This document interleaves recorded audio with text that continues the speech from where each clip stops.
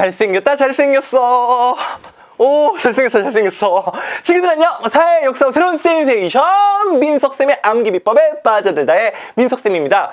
자, 조선의 유교 통치 이념을요 완성했던, 그리고 문화 통치, 흔히 말해서 우리가 문화를 완성했던, 민족 문화를 완성했던 이 성종, 바로 우리 조선의 9대 임금 성종인데요. 오늘 선생님과 함께 센세이션 암기 비법으로 만나도록 하겠습니다.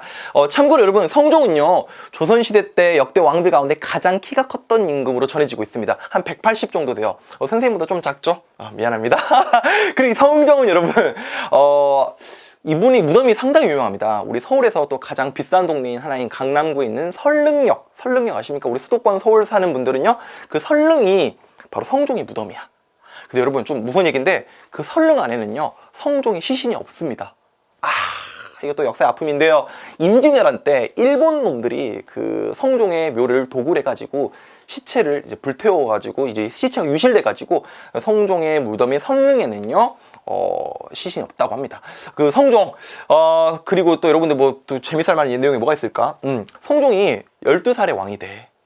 그리고 12살의 왕이 되는데 조선시대 왕들 가운데 가장 부인이 많았던 왕 중에 하나야. 이분이 밤일도 열심히 하셨다고. 부인이 12명이 돼요.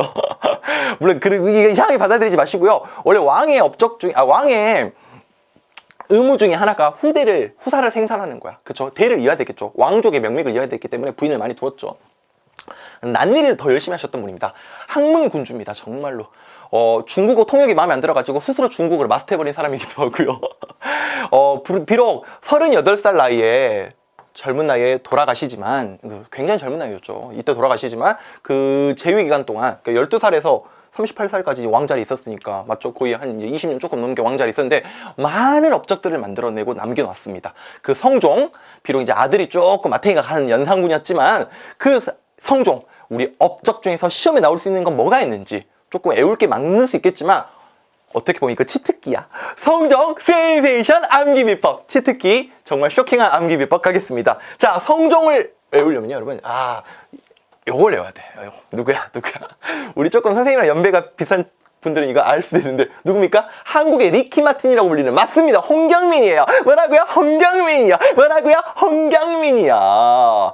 미안해 내 친구야. 뭐 이분의 노래인데 홍경민 하면 끝. 정말로. 일반적으로 한능검 시험이나 한국사 시험에서 홍경민 정도만 하면 성종 푸는데 지장 없습니다. 물론 선생님이 공시생분들을 위해서도 조금 추가적으로 알려드릴 겁니다. 끝까지 강의 들어주셨으면 좋겠어요. 이 영상을. 자, 우리 한번 끌고 갑시다. 자, 치트키야 이거 진짜 치트키. 자, 홍문관입니다. 홍문관. 학문을 넓히는 관청이라 그래가지고 홍문관을 신설하죠. 세조가 집현전 없앴잖아. 단종 복위 운동 그 사건 때문에 집현전 없애버리고요 경연을 중지시켰죠. 근데 성종 때 와서 다시 이름을 부활시켜요. 뭘로 바꿔가서 홍문관으로. 그러니까 학문연구기구이면서, 맞죠? 또 왕의 브레인 역할을 했던 기구이고요. 우리가 일반적으로 국왕의 자문 역할을 했던 자문기관이라고 합니다. 자문이라고 하면요 뭔가 물어보고 듣는다는 건데 일종의 왕의 멘토 역할이라고 볼 수 있겠죠. 왜 경연을 주관했기 때문에 그래요. 선생님이 세종 이야기하면서 말씀을 드렸죠. 유교 경전을 읽고 연구하는 자리, 모임을 경연이라고 하는데 이때 포지션이 신하가 스승이었다 제자였다? 신하가 스승이었고 왕이 제자 역할을 했다니까. 그러니까 제자가 스승한테 물어보는 거잖아. 왕이 신한테 물어보는 게 바로 이 홍문관이야.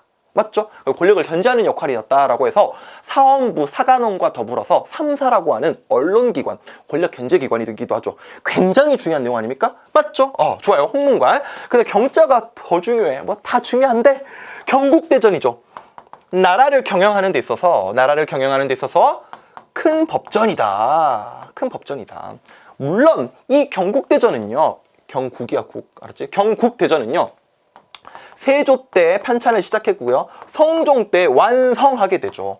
이 세조 수양대군 세조 때는요 호전과 형전, 그러니까 중요한 법전만 먼저 편찬을 하고 나중에 이제 예종과 성종 때 와서야 나머지 육전이 다 완성이 되는 겁니다. 육전이라고 하면은 그 고기 전이 아니야.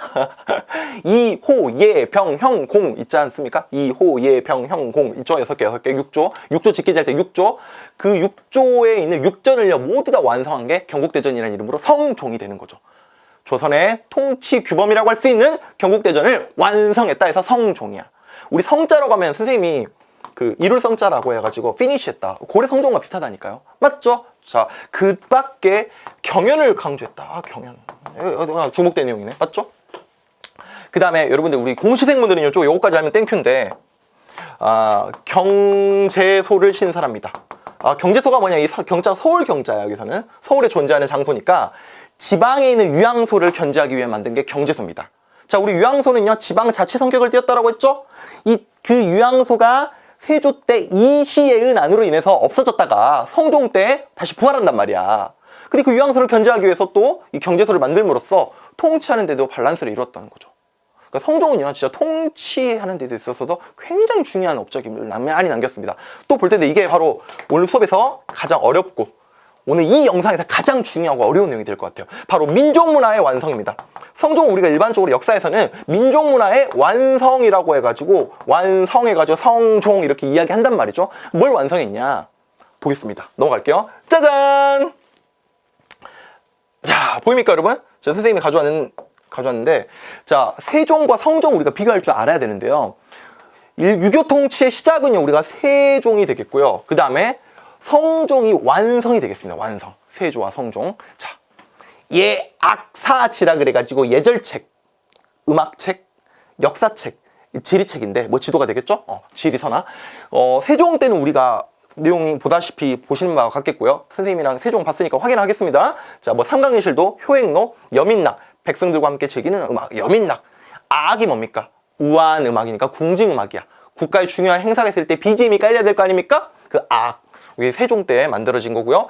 고려사 역사책이 이제 고려 역사책 고려사가 문종 때 완성이 되는데 세종 때 이제 시작을 하니까 그 다음에 신천팔도 지리지 이게 다 이제 세종의 업적이었다며 성종이라고 해요. 성종.